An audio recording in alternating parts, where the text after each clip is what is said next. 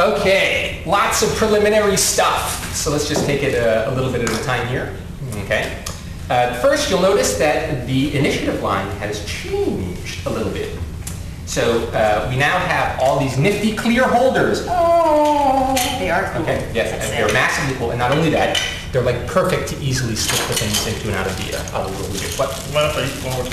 Yeah, okay, sure. It's actually going to take me about 15 minutes to explain a whole bunch of junk. Okay. I'll be done well for that. So, so anyway, you each have your own personal little holder in front of you. Okay. And what this is going to be now is this is the spent area. That's the spent area. Right. And actually, your chips begin in the spent area. So you should begin in the spent area. Exactly. All right.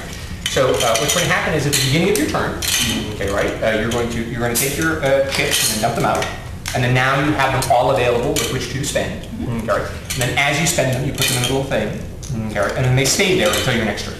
Blah, blah, blah. And I think this will be a much easier way to keep track of, like, you know, the little things than what we had before, which was very nebulous. You know, just put it in front of you, if that should be all right. Also, it'll be easy to see, you know, like who's got different things that are spent. Now. I have thought long and hard about the whole problem that we were having before, about the little tokens going on other cards and all sorts of other stuff. And I've come up with a simple rule. So we're now going to change the way that the rules work. Okay.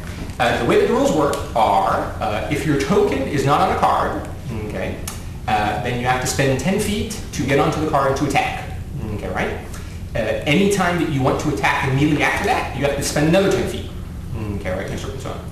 So what happens is if you're going to do multiple attacks in the first round, then you need to keep spending 10 feet, okay?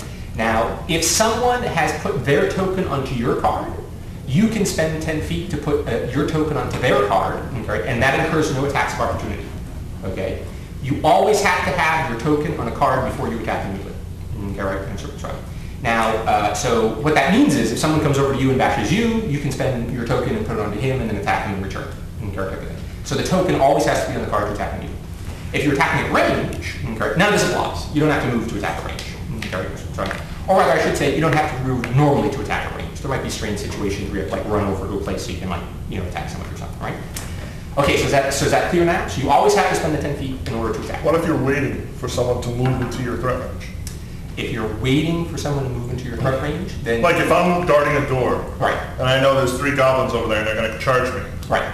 I'm going to wait until... Okay, now there's a difference between a delay, okay, right? All right, delay. Okay, and a ready action, okay, and those will be handled separately. In any event, it doesn't change the way that it works. You still have to spend the 10 feet in order to attack. Okay. By the way, if you were suppose you have multiple attacks. Suppose, for example, you are your badger, your summoned badger, which has got 3 attacks. Okay, right? He's also got a 30-foot movement rate, which means that. You know, in normal circumstances, he can spend 10 feet to get on the thing and attack, and then he can spend another 10 feet to do another attack, and spend another 10 feet to do another attack. Right? If someone were 30 feet away, he'd only be able to do 1 attack. You know, type of spiel. Okay, does that make sense? Because you'd have to spend 10 feet to get all the way over to it. I could do all 3 of my attacks in the same person. What? I could do all 3 of my attacks in the same person. No, that's correct. So what happens is, under normal circumstances, okay, right, you can go up to one guy and then attack them together. By the way, you can attack 3 different people under normal circumstances. Okay, right? You can spend 10 feet to get onto a card and attack, spend it and kill that guy, and then spend another 10 feet to get onto a card and attack, and then kill that guy, and keep doing that. In one turn? What? In one turn? In one turn, if you have multiple attacks. Oh, right. Okay, so you can only do up to your number of attacks. It applies to none of us. It applies only to the badger. Right. Exactly. It applies to the badger. That's right. That's exactly right. So okay. So hopefully that will be much clearer now as far as who's attacking who and who gets flanking and who does all this first stuff. Okay, makes sense. So if a guy is on you, that does not mean you automatically can attack him. That is correct. That's exactly the way that works. Okay. And by the way, right now, it makes no difference whatsoever because everybody's got plenty of movement and nobody has to worry about it and all this other stuff. Okay. This will come into play when we get to higher levels and you get multiple attacks, and then you have to do trade-offs between how much you can move and how much you're going to attack in any given return. It's also going to come into play when spells and various other effects hit you. Type of thing. Blah, blah. If your token is not already on the card and then you're down to 0 movement, then effectively you can't attack immediately. Type of thing. Blah, blah. So there's going to be all types of other stuff that are going on. At the moment, it doesn't make any difference. You just spend your little, 10 feet, and then you attack, and you're good to go. Okay, now, the second thing is that flanking has been restored to +2 again. Okay, all right, so I worked out the math and the various other stuff, and it makes no difference. So hang on a second, Kim. Actually, now that I think about it, one thing is not clear. If your token is already on somebody's card, Right. you don't have to spend 10 feet to attack. You're already there. No, you do have to spend 10 feet Oh, to attack. really? You always spend 10 feet to spend the melee to attack and all the other stuff. Oh, really? So even in a new round, Even in a new round and all this various other if stuff. your token is already on that card, you still have to spend 10 feet You to attack. already spend the 10 feet, exactly. You're always spending the 10 feet to attack. Melee attack, always spending the 10 feet to melee attack. Okay, so that's going to be the power line now. So for all intents and purposes, you can consider these to be little attack tokens. In character. So what's the 5-foot token good for? The 5-foot token is good for moving your token without incurring attack of opportunity. Okay, right? The 5-foot token is also good for what's doing called taking the shot for someone else. Okay, so someone's about to die, type of thing. So on. You can use your 5-foot token if you still have it available. Okay, right? To take the shot for someone else. Type of spiel. Make sense? So then you basically only get 3 attacks. You basically get 3 attacks right now with the amount of movement that you have right now. Each time you get all your attacks back. Yes, every turn you get to you get your stuff out. You're going to take. They start out like this, and then you dump it out, and now you have all your tokens available. With which And you- each turn is like each... Yeah, each time that it comes around. I'm you looking get for a more tokens. Why do you need that? Should everybody have 3 of these? Everybody should have up to your movement rate rounded down. Rounded down. Rounded down. So okay, so you so what's your So movement rate? 30. 30. You should have 3. I should have 3. have 3. Do you have any? No, I have 2. You have 2. You're 2 plus is 5. 2. No, everybody has a 5, and the 5 is not counted as part of the movement type of thing. So, It doesn't? How many do you have? I have 20 feet, but I have a 25-foot movement. that's right. Round down. That's because it's rounded down. You lose. Why do you only have 25-foot movement? I have this thing for the armor. Try it sometime. Yep. Oh. Yes, that whole armor thing. Armor. Yeah, I'm not familiar with this armor stuff. Okay, other random garbage type thing. I've concluded that the summoner should roll the creature saves. So when you summon your thing you get the magic juju of rolling your own creature in character shield. So you can have some fun there. Theodrin, I made a mistake on your character sheet, and you are faced with a decision at this juncture. Okay, and where's your top character sheet? It wasn't here. I don't know. Does someone have Theodrin's top character sheet?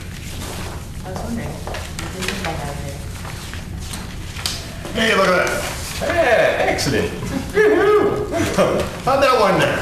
Okay, the mistake that I made on your character sheet is that you have a shield, which takes up 1 hand space, and you have a great axe, which is 2-handed. So you have 2 choices. One is that we can get rid of the shield, in which case you would have the same powerful attack that you have, but you would have less defense.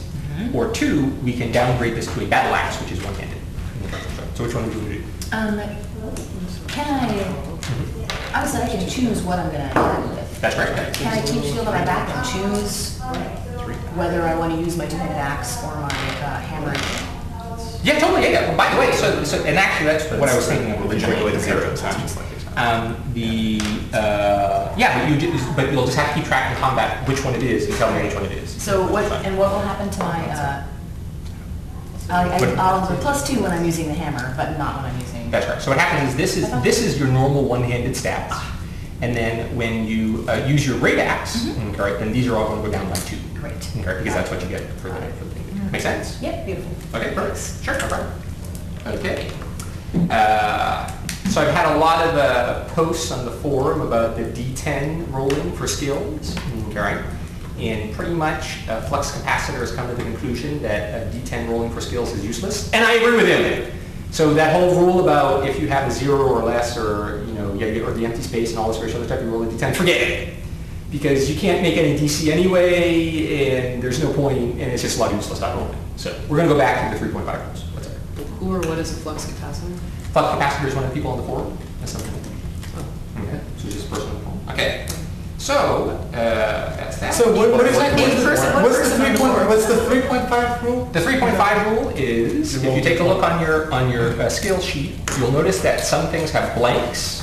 Like for example, the no scales or the yada yada. Anything with a blank that you don't have filled in, you can't roll. You just can't use the scale. Right. And that's the way the thing is going to go. Make sense? Negative number? Negative number, you still roll a d20 the same way that you normally roll a d20 with a minus 1. And You get the minus 1 or you get the minus 6. Great. I want to see you hide it. I don't hide well. Excellent. Okay. The last thing is I made a mistake in the first session. Okay. The martial ability and all this various other stuff does not give you, the martial proficiency does not give you the unarmed proficiency. Okay? So, so if you attack unarmed against a lethal opponent, all this various other stuff, you still incur the attack of opportunity, so the yada all this various other stuff. It's its own separate proficiency now, the unarmed proficiency. Okay? Makes sense. Okay, very But good. you just changed the rules so that it was part of the martial thing. No, I did change, I considered changing it. And then when you asked me the question, I thought, well, maybe I did change it. And then I looked back on it and I realized that I hadn't changed it. Okay. Yeah, so so the unarmed is its own thing. By the way, nothing changed in the first combat because you were all fighting unarmed against unarmed, so you don't provoke attacks of opportunity then. Okay. But if you do that in the future against someone with the lethal thing you do, they're gonna mess you up. Right. Okay, very good. Okay. And that's about it. Does anybody have any questions or other concerns? You didn't buy that? I will, I promise. I think there's some Yeah, exactly. Yes. Actually, We what? just borrow some for today. Yeah. So get a full set. Okay. Does everybody have Like a one full of set of those. dice? These little guys, is that? Yeah, these little ones don't, I don't That's think okay. you want to, no, I like them, but I don't think you will, because they get lost all the time. Right. Okay. Yeah. Like, I already almost lost the D6. That's okay. That's a wizard. Yes, exactly. Is this almost a full set? It's missing a 12, so if you want to use it. Or I guess, Yeah, plenty to you choose can. from there. Just one out. Oh, nice, it's like a little purple, Yeah. the royal die bag. Totally. That's when you want to roll the d6 and you mean it. Oh, you got a zillion of these. And then you roll one. That's the gift you give to someone who normally throws their dice across the room. Here, I'm not in that game with you. Have fun.